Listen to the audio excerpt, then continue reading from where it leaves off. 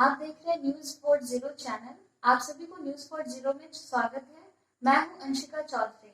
आज जो हमारे साथ मेहमान जुड़ने वाले हैं वो किसी जानकारी के मोहताज नहीं है। आइए उनसे उन्हीं के बारे में जानें। सबसे पहले आप अपना परिचय दें। नागेंद्र कुशवाहा, नौबतपुर मध्य जिला परिषद सह मजदूरों के अध्यक्ष।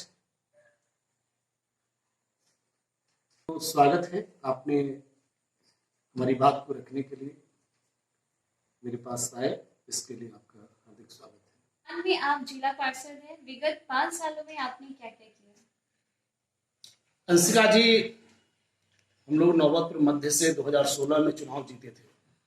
गरीबों मजदूरों के रूप में नागेंद्र कुशवाहा का पहचान होता है। सबसे बड़ी बात था कि आज भी आजादी के 70 वर्ष हो गए। आप क्षेत्र में भी भ्रमण किए हैं। आज भी जो गरीबों की गलियां हैं, दलितों की गलियां हैं, पिछड़ों की गलियां हैं, आज भी कीचड़ लग रहा है।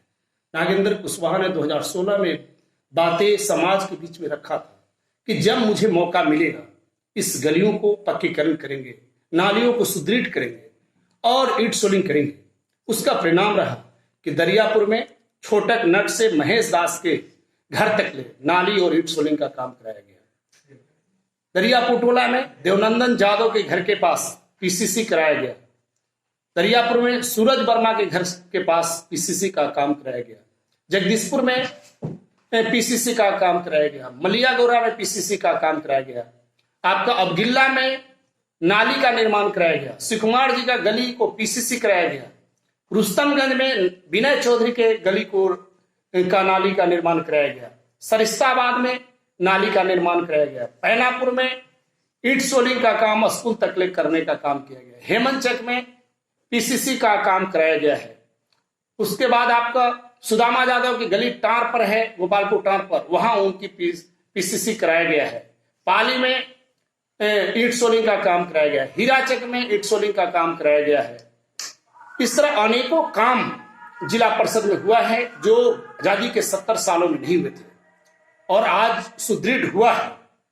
मजदूरों के रूप में नागेंद्र कुशवाहा की पहचान रही है और इसका परिणाम रहा कि आज जो गरीबों के लिए पैसे नहीं आ रहे थे वो श्रम विभाग की योजनाओं को उतार करके आज सारे मजदूरों को निबंधन कराने का काम किया। इसका परिणाम हुआ कि गरीबों के खाते में 15,000 रुपया, 6,000 रुपया, 3,000 रुपया जाने का काम किया।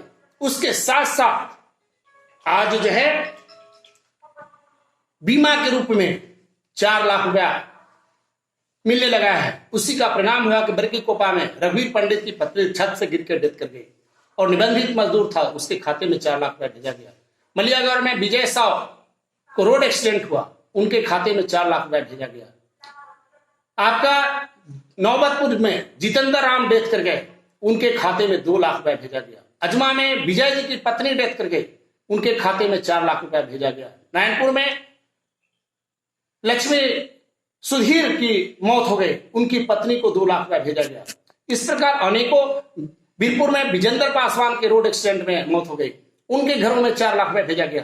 इस प्रकार आज गरीबों के घरों में जो 1 रुपया नहीं मिलता था, आज नागेंद्र कुशवाहा के जिला पार्षद बनने के बाद ये लगातार पैसे जाना शुरू हुए हैं। आज बेटी की शादी होती थी, कर्ज हो जाता था, लोग कर्ज में शादी के बाद डूब जाता था। आज जब हम लोग लाइन अप किए, श्रम विभाग की योजनाओं को जोड़े, तो आज उनके बेटी के शादी में सरकार से 50,000 रुपए मिलने लगा। इसी का परिणाम रहा कि बरकी कोपा में 50,000 रुपए मिला। राजदेव राम परसा को 50,000 रुपया, करदहा में उमेश यादव के बेटी का पैसा मिला, फरीदपुरा में मोना देवी के बेटी को 50,000 रुपया मिला। उस प्रकार माताओं बहनों को जब प्रसव की स्थिति होती थी, वो गरीबों के घर में पैसे नहीं रहते थे प्रसव में, उसको दूध पिलाने के लिए, उसको अच्छे भोजन कराने के लिए हम वहां लड़ाई लड़े। और आज जब गरीब मजदूर जो निबंधित हैं उसके घर में जब बच्चे पैदा लेते हैं तो सरकार से 25,000 रुपए उनको मिल रहे हैं ताकि पौष्टिक भोजन कर सके, उसके बच्चे पौष्टिक हो सके, उसके बच्चे पोषण का शिकार न बन सके और आगे बढ़ सके। छात्राओं के लिए भी मैंने सरकार से लड़ी और मैंने कहा कि बेटे बेटियां पढ़ रही हैं, आप इन्हें भी पुरस्कारित करिए। और आज एक परिणाम हुआ कि मजदूरों के बेटा बेटी अगर मैट्रिक फर्स्ट करता है तो उन्हें भी 10,000, 15,000 और 25,000 रुपया से सम्मानित करने का काम किया गया। और पूरे मध्य क्षेत्र का कोई भी ऐसा गांव नहीं है जहां 100 आदमी से अधिक लोग लाभान्वित नहीं हुआ है। 80% से अधिक क्षेत्र के लोगों को मैंने इस योजनाओं से जोड़ने का काम किया है। और नौबतपुर मध्य तो मेरा क्षेत्र रहा है। इसके अलावा भी जो भी गांव है, जो भी लोग हैं, नागेंद्र कुशवाहा के संपर्क में आने का काम किया है। या नागेंद्र कुशवाहा अगर उनके दरवाजे पर देखा है जाकर के, अगर उनके दुख सुख को, तो उसमें अहम भूमिका अदा किया है। यही वो सख्त है कि जब भी आंसू किसी के पास आता है, नागेंद्र कुशवाहा खड़ा होने का काम किया है। इस प्रकार अनेकों उपलब्धियां 5 साल रहते हुआ है। आज हम लोगों ने फिर चुनाव के मैदान में आया है।